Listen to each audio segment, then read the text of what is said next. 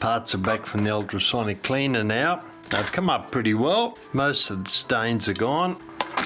Once we've taken them out and had a look at the parts to make sure they're clean, then we'll take the nuts out, put them in there, the T-strainer aside, strike side wheels, going train wheels.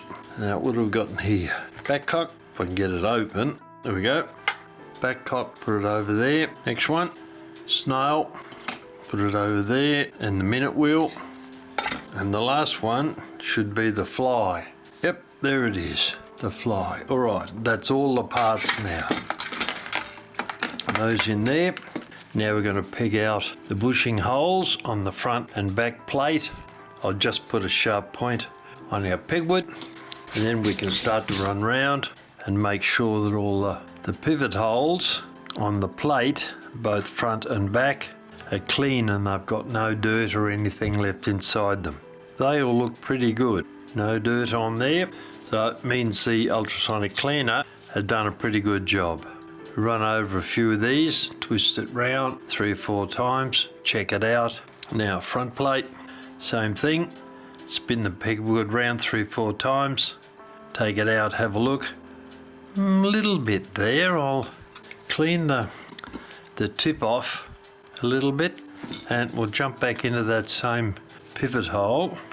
Nope, seems to be all right now. We obviously got rid of the gunk that was in it when we'd ran over it. Oh man, not too bad. Tiny little bit there, but we've run over quite a few of these now, and I think that they're all looking pretty good. One down there, that's not a pivot hole, but we'll clean it anyway. All right, put that over there. Now what we're going to do now is we're going to check each of these pivots on the wheels. We're going to put the 2 plates together like so, and as you can see, this wheel here, once I get it into place, is that, nope, over a tiny bit. There we go, spinning nice and freely. That wheel there on the end of the minute arbor goes underneath each of these wheels that we're going to put on. So what it means is we're going to have to put them in one at a time. We can't put all the going train wheels in and then all the strike side train wheels in and then put the top plate on, because this wheel here is going to knock them all out. All right, so that's what we're going to do now. I'll start off by putting a nut on each of these 2 pillars here, tightening it down just a little bit. We don't want it to go down very much. It'll just hold the plates in position while we're lifting up the other end to put wheels in. All right, that should give us enough to open up. Right, better cut the wheels open, I guess. Cut the brass wire on them, and in actual fact what I'll do, having put those nuts on, I'll loose them off a little bit and see if I can get the first wheel in. And no, I'll have to lift it up. Right, take the nuts off, not a problem. Take them up, lift the top plate up and slide the first wheel in. That'll go up in there, over the top. It'll go there and into there. All right, using our mainspring barrel in position, that gives us our orientation for the first wheel. So we now know that that is correct. Now we can put the top plate on, and that will sit on top of that, and we'll align the holes with the posts and very carefully push it down.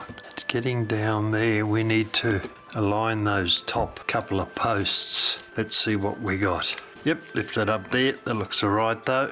That goes there. Good-o. All right, I'll put a couple of nuts on these pillars here to hold the bottom part of the plates together, and the second one. And now we can look at this pivot here, and I'll move the wheel backwards and forwards.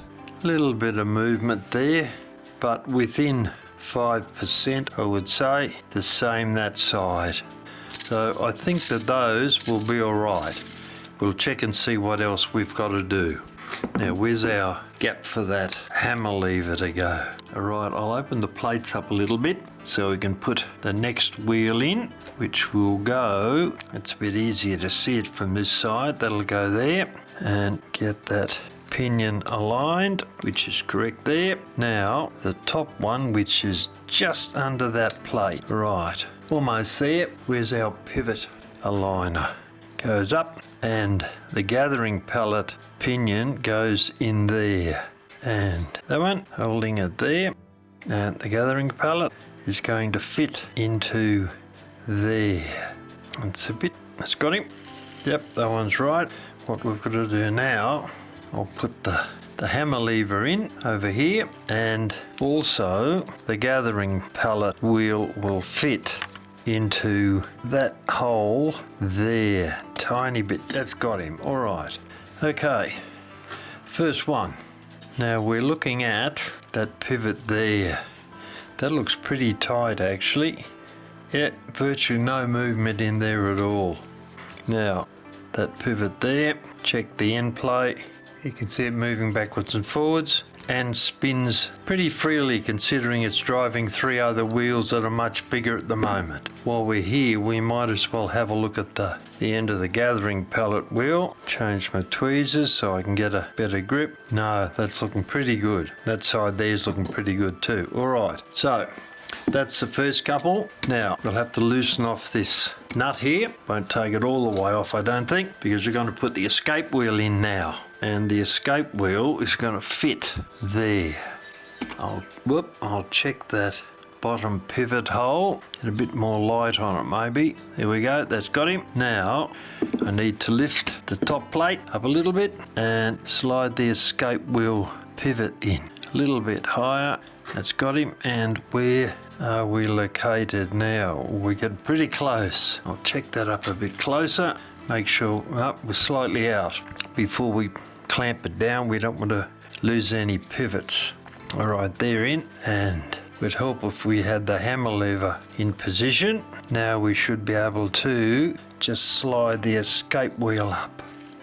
Yep, they're still in. All right. Something's tight. First wheel's jumped out. Only just, but just enough to be a nuisance. Is that? Not quite. Down a tiny little bit. I think that's got him now. Okay, bring the escape wheel up a little bit, which is about there once I get the hammer lever in position. Pull that up a tiny bit. I think I'll be bringing some more light on this in a minute. It's pretty hard to see there. Back a little bit. There we go. Click. I heard him drop in then. All right, we'll leave the gathering pallet wheel out for the moment. We'll have a look and see what we've got here in the way of wheels turning. That's dropped out again. Right, bring that up. And that's where it sits. And that hammer lever is a problem. It keeps dropping out every time you move something. It drops out. Right, let's check that. Hammer lever's in. They're in. The first wheel's dropped out again. This is the pattern that's set when you're loading one wheel at a time. You can't put the entire train in. Things load one at a time and drop out one at a time. Nope, got to come back a tiny bit more yet. That's got him. Now, escape wheel's dropped out, of course. Very carefully moving back. Don't want to break a pivot. And there we go. You can see that's all turning now. All right. Popping up back on that post, and we'll check the bushings and pivots on the escape wheel. The hammer lever is in the wrong hole. That doesn't help particularly. Loosen that nut off and put the hammer lever back into its correct hole, and hopefully we don't lose too many wheels while we're doing it. Alright, hammer lever's alright now. Let's see what we've got in the way of allocations of pivots and pivot holes. Alright, so I've tightened that down. They're alright. Now we'll check the escape wheel. That pivot there. I'll use a broader pair of tweezers. That's not too bad. A little bit of movement there, but not sufficient to... We're looking at that one there now. Not sufficient to need rebushing actually. They're all in pretty good shape. Alright, so that's the going side train. I'll take these nuts off, loosen those. Actually, I'll take that right off, loosen the bottom couple, and we'll take the going side train out, escape wheel, and the second wheel. Alright, now time for the stroke side train. Cut the brass wire that kept them together in the ultrasonic, remove the pieces. A huge thank you to my Patreon and YouTube members who make this video possible. Without their kind help, I would not be able to keep this channel alive and to make these videos for a living. I can't thank them enough. If you want to support my channel, join my Patreon or YouTube, or make a $2 donation on my Ko-fi page.